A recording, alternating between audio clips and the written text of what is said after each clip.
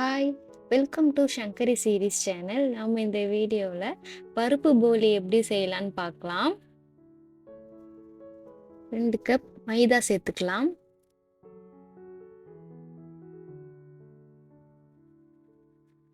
Salt 1/2 teaspoon சேர்த்துக்கலாம். மஞ்சத்தூள் 1/4 teaspoon சேர்த்துக்கலாம். எல்லாத்தையும் சேர்த்து நல்லா மிக்ஸ் பண்ணிக்கோங்க. மிக்ஸ் பண்ணதுக்கப்புறம் கொஞ்சம் கொஞ்சமாக தண்ணி சேர்த்து மாவை நல்லா பிசைஞ்சிக்கலாம். மாவை சப்பாத்தி மாவு மாரி டைட்டாக பிசையாமல் கொஞ்சம் லூஸாக பிசைஞ்சிக்கலாம்.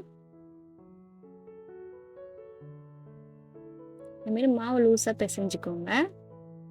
இப்போ நம்ம 2 டேபிள் ஸ்பூன் எண்ணெய் சேர்த்துக்கலாம்.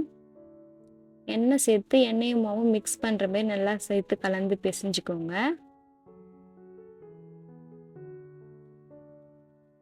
இது நல்லா 1 மணி நேரம் ஊறட்டும். அடுத்து 1 கப் கடலைப்பருப்பை ஊற வச்சதை ப்ரெஷர் குக்கரில் சேர்த்துக்கலாம். தேவையான அளவுக்கு தண்ணி சேர்த்து க்ளோஸ் பண்ணி 5லேருந்து 6 விசில் விட்டு எடுத்துக்கலாம். கடலைப்பருப்பு இந்தமாரி சாஃப்டாக வெந்திருக்கு. இதை நம்ம ஒரு மேஷர் வச்சு நல்லா மேஷ் பண்ணிக்கலாம்.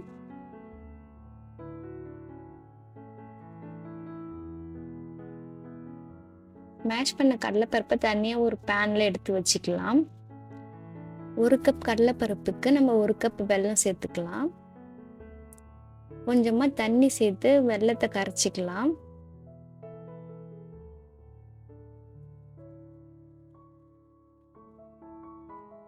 நம்ம மேஷ் பண்ண கடலைப்பருப்பு கூட வெல்லத்தை வடிகட்டி சேர்த்துக்கலாம்.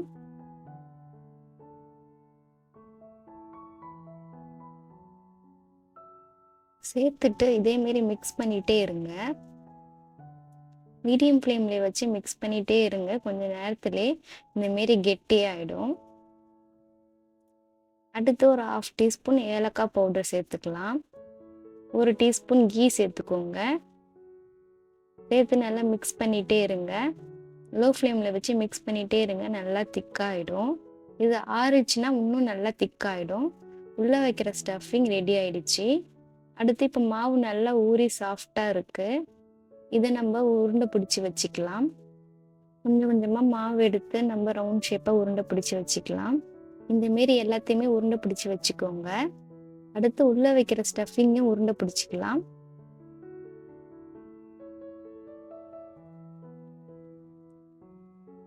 உள்ளே வைக்கிற பூர்ணத்தையும் எல்லாத்தையுமே உருண்டை பிடிச்சி இந்தமாரி ரெடி பண்ணி வச்சுக்கோங்க.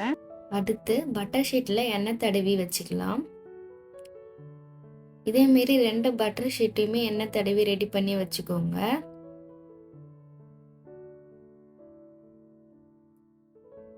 ஒரு பட்டர் ஷீட் அடியில் வச்சுட்டு மாவு எடுத்து கையிலே இதேமாரி ப்ரெஸ் பண்ணிக்கோங்க. கையிலே நல்லா ப்ரெஸ் பண்ணிட்டு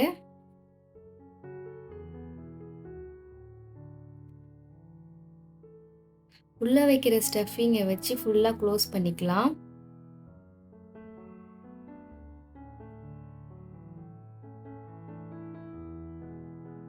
இதுமாரி ஃபுல்லாக க்ளோஸ் பண்ணிக்கோங்க.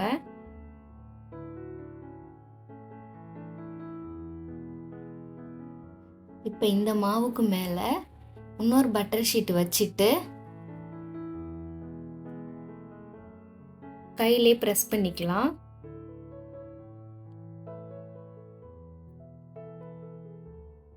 கையிலே இந்தமாரி ப்ரெஸ் பண்ணி ரவுண்டாக தட்டி வச்சுக்கோங்க. மேலே இருக்கிற பட்டர் ஷீட்டை எடுத்துட்டு சைடில் தோசைக்கல் காய வச்சு ரெடியாக வச்சுக்கலாம். கொஞ்சமாக கீ சேர்த்துட்டு தட்டி வச்சுக்கிற போலியே சேர்த்துக்கலாம்.